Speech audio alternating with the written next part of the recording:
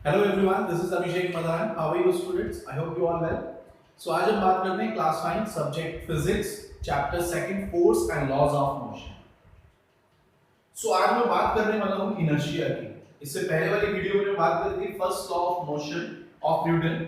सो अगर वो आपको नहीं समझ आया होगा तो कोई बात नहीं, मैं उसको दोबारा से रिकॉल करूंगा, लेकिन आफ्टर दिस इनर्शिया। तो बेसिकली इनर्शिया है क्या? ओके, सो जो ये इनर्शिया है, ये किसी भी एक बॉडी की एक प्रॉपर्टी होती है। और वो प्रॉपर्टी क्या करती है कि अगर उस बॉडी के ऊपर कोई, अगर हम फोर्स लगा रहे हैं जिससे कि इसके ऊपर कोई एक्सटर्नल चेंजेस आना चाहे, तो ये प्रॉपर्टी उस चेंजेस को अपोज करेगी। दोबारा समझाता हूं कि this is a property of a body which only opposes to those external changes which are occurring on that it. Okay, कि अगर किसी बॉडी के ऊपर कोई चेंजेस आ रहे हैं तो ये प्रॉपर्टी उस चेंजेस को अपोज करती है, यानी कि अपने अंदर वो चेंजेस नहीं लाना चाहती है। बात समझिए, इसको एग्जांपल के थ्रू समझाता हूं आपको कि एक टेबल है, टेबल के ऊपर आपके पास बुक्स रखी है। ओके, सो मैंने कहा कि एक तरफ बुक रखी है, टेबल के ऊपर दो बुक्स रखी हैं। एक बुक रखी है जो कि काफी हैवी है, और एक बुक है जो कि नॉर्मल है, मतलब कि हम उसको लिफ्ट कर सकते हैं, उठा सकते हैं उसे। लेकिन जो दूसरी बुक है वो बहुत ज्यादा हैवी है, हम उसको उठा नहीं पा रहे हैं। तो क्वेश्चन ये है कि अगर मैंने उसके ऊपर फोर्स लगाया उसको हिलाने के लिए दोनों बुक्स के ऊपर, तो जो हैवी नहीं है, जो लो है, हम उसको तो हिला दे रहे हैं, लेकिन जो ज्यादा हैवी है हम उसको हिला ही नहीं पा रहे। Reason, this property inertia. यानी कि जो इनर्शिया है वो उस बॉडी के मास के ऊपर भी डिपेंड करती है। Okay, inertia is a property of a body which depends on mass of the body. If body is having higher mass, it means that body is having higher inertia.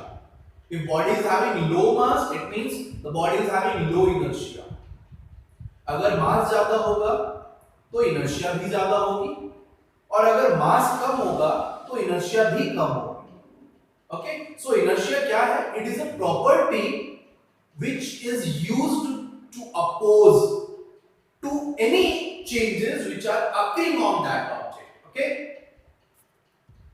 तो ये मैंने definition लिखी है inertia की। The property of a body by virtue of it opposes or resists any changes in its state of rest or uniform motion is called inertia of body, and inertia depends on the mass of body। यानी का मतलब समझिए कि inertia किसी भी body की एक ऐसी प्रॉपर्टी है जो उस बॉडी के अंदर आने वाले चेंजेस को अपोज करती है। वो चेंजेस क्या होंगे? अब चेंजेस ये है कि अगर कोई बॉडी रेस्ट में है, हम उसको मोशन में लाना चाह रहे हैं लेकिन वो नहीं आ रही, क्यों? इनर्शिया की वजह से। ओके, कोई बॉडी यूनिफॉर्म मोशन में, यूनिफॉर्म मोशन का मतलब ये हुआ कि अगर कोई बॉडी सिर्फ एक ही स्पीड से चली जा रही है, एक ही डायरेक्शन में, बात समझिए, जब कोई बॉडी एक ही स्पीड से चल रही है तो अगर हम उसके ऊपर फोर्स लगा रहे हैं ताकि हम उसकी स्पीड चेंज कर पाए, लेकिन वो नहीं कर रही अपनी स्पीड, इसका मतलब क्या हुआ? इनर्शिया। यानी कि कोई भी बॉडी अगर सेम स्पीड से ही चल रही है, हम भले उसके ऊपर फोर्स लगाएं तब भी उसने अपनी स्पीड चेंज नहीं करी, वो अपनी स्टेट चेंज नहीं कर रही। स्टेट कौन सी स्टेट? यूनिफॉर्म मोशन की स्टेट। कि अगर उसकी सेम स्पीड है तो यानी कि उसकी स्टेट किस स्टेट की है? उसकी स्टेट है यूनिफॉर्म मोशन। कोई बॉडी रेस्ट में पड़ी हुई है, हम उसके ऊपर फोर्स लगा रहे हैं, वो तब भी अपनी स्टेट चेंज नहीं कर रही, इसका मतलब उसकी स्टेट कौन सी है? रेस्ट है। बात समझे कि कोई भी बॉडी जब अपनी स्टेट में किसी भी प्रकार का कोई भी चेंजेस एक्सेप्ट नहीं करती तो उसका रीजन क्या है? इनर्शिया। वो अपने अंदर कोई भी चेंजेस को आना ही नहीं देनी चाहती। लेकिन अगर कोई बॉडी का मास कम है और हमने फोर्स लगा दिया ज्यादा और उसके अंदर चेंजेस आ गए, तो रीजन क्या हुआ? कि उसकी इनर्शिया कम थी। Okay, that's why I write here कि inertia depends on mass of body. बात समझिए इस चीज को। ये मैंने क्यों लिखा है कि अगर एक, मान लो ये एक ऑब्जेक्ट है, ये एक ऑब्जेक्ट है। ओके, ये है 2 kg का और ये है 1000 kg का। ये दोनों रेस्ट में है, मान लो बोथ आर एट रेस्ट। मैंने इसके ऊपर भी 10 न्यूटन का फोर्स लगाया इसके ऊपर भी 10 न्यूटन का फोर्स लगाया, ये वाली बॉडी हिल गई। जब हमने इस 2 केजी ऑब्जेक्ट के ऊपर 10 न्यूटन का फोर्स लगाया तो ये वाली बॉडी हिल गई, इसने अपनी स्टेट रेस्ट से मोशन में आ गया, इसने अपनी स्टेट चेंज कर दी, लेकिन इसने नहीं। इस वाले ऑब्जेक्ट ने जब हमने इसके ऊपर फोर्स लगाया 10 न्यूटन का, तो ये जैसे रेस्ट में था, रेस्ट में ही रहा। क्यों? इनर्शिया। ये अपनी स्टेट को चेंज नहीं कर रहा। रीजन क्या है? इसका मास बहुत ज्यादा है और इनर्शिया डिपेंड करती है मास के ऊपर। तो यानी कि अगर इनर्शिया ज्यादा है तो वो कब? जब उस बॉडी का मास ज्यादा है। मैं एक बहुत बढ़िया सा एग्जांपल लेता हूं, एक कार है, एक ट्रक है, मास किसका ज्यादा होगा? ट्रक का। तो यानी कि ट्रक की इनर्शिया ज्यादा होती है, कार की इनर्शिया कम होती है। बाइक और साइकिल, बाइक की मास ज्यादा होगा, साइकिल का मास कम होगा। बाइक की इनर्शिया ज्यादा है, साइकिल की इनर्शिया कम है। ओके, सो इनर्शिया का मतलब क्या हुआ? Basically inertia is the property of the body by virtue which it opposes or resists any changes on its state, either rest or uniform motion. Okay, so अब मैं बात करने वाला हूँ फर्स्ट लॉ ऑफ मोशन की, जो हमने already पढ़ लिया है। तो फर्स्ट लॉ ऑफ मोशन को हम लॉ ऑफ इनर्शिया भी कहते हैं। ये मैं आपको अब बता रहा हूँ कि फर्स्ट लॉ हमने ऑलरेडी पढ़ लिया है, लेकिन मैं आपको दोबारा से उसको डिटेल में बता रहा हूँ कि first law of Newton of motion is also known as law of inertia. Reason क्या है? रीजन ये है कि फर्स्ट लॉ में क्या कहा गया था?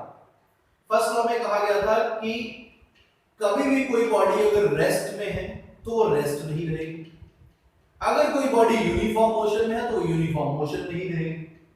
कब? जब उसके ऊपर फोर्स ना लगाया जाए।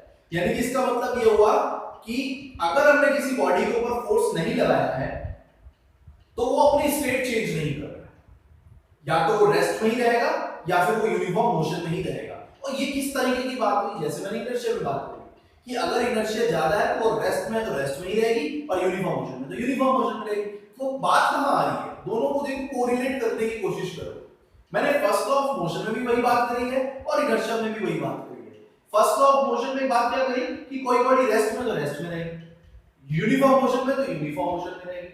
और इनर्शिया क्या है कि अगर हम किसी बॉडी के ऊपर फोर्स लगाने की कोशिश करते हैं और उसकी स्टेट को चेंज करने की कोशिश करते हैं तो वो अपनी स्टेट को चेंज नहीं करती है, वो रेस्ट में तो रेस्ट में रहेगी बॉडी, अगर वो यूनिफॉर्म मोशन में तो यूनिफॉर्म मोशन में रहेगी। तो ये भी बात दोनों देखो कोरिलेट कर रही है। इसीलिए हमने फर्स्ट लॉ ऑफ मोशन को लॉ ऑफ इनर्शिया बोल दिया, क्योंकि दोनों एक दूसरे को कोरिलेट करते हैं। ओके, और इन दोनों के अकॉर्डिंग अगर मैंने आपको एक और भी चीज बताई थी, mathematical form of first law of Newton, तो उसमें क्या था? A equals to 0. According to first law of motion, acceleration जो होता है वो हमेशा 0 रहता है। क्यों? इसको और समझिए डिटेल में। Acceleration का फॉर्मूला क्या है? जो हमारा फर्स्ट लॉ ऑफ मोशन का फर्स्ट इक्वेशन थी मोशन की, v is equals to u plus at। अगर आप यहाँ से a की वैल्यू निकालें तो आता है v minus u upon t। अब v और u क्या है? v is the final velocity, u is the initial velocity। बात समझिए।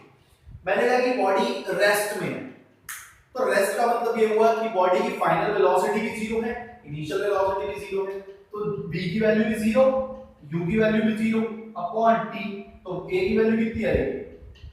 0। तो यानी कि जब बॉडी रेस्ट में थी तो भी रेस्ट में ही रही, इसीलिए एक्सीलरेशन की वैल्यू 0 आ।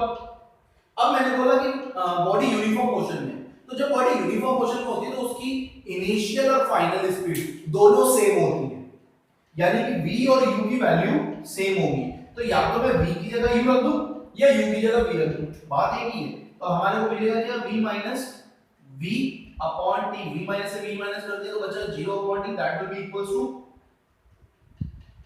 0। तो बात को समझिए कि अगर एक्सीलरेशन 0 है तो क्यों है? क्योंकि रेस्ट में बॉडी की इनिशियल और फाइनल स्पीड दोनों 0 होती है, और जब दोनों 0 है तो इसका मतलब कोई भी चेंज नहीं आ रहा उसकी वेलोसिटी में, और जब कोई चेंज नहीं आ रहा वेलोसिटी में तो एक्सीलरेशन ऑटोमेटिकली 0 हो जाएगी। क्यों? क्योंकि एक्सीलरेशन का फार्मूला होता है v minus u upon t, या फिर आप ये कहते हो कि change in velocity per unit time, और जब वेलोसिटी में चेंज ही नहीं आ रहा तो एक्सीलरेशन 0 हो जाएगी। सेम एज यूनिफॉर्म मोशन में, कि यूनिफॉर्म मोशन में क्या है कि इनिशियल और फाइनल स्पीड दोनों सेम है। ओके, u और v की वैल्यू दोनों सेम है, और जब v और u दोनों सेम होंगे तो यानी कि जो वेलोसिटी है उसमें कोई चेंज नहीं आएगा, और जब वेलोसिटी में चेंज नहीं आएगा तो एक्सीलरेशन नहीं आएगा, क्योंकि एक्सीलरेशन क्या है, change in velocity per unit time. तो इसका मतलब है कि यूनिफॉर्म मोशन में हो अगर बॉडी या फिर रेस्ट में हो, तो ये दो ऐसी कंडीशन होती है जहां पर एक्सीलरेशन की वैल्यू जीरो होती है। That's why a = 0 is first law. इसको अगर हम मैथमेटिकल फॉर्म में कहें फर्स्ट लॉ ऑफ मोशन को, सो a = 0 is the mathematical form of first law of motion. Okay.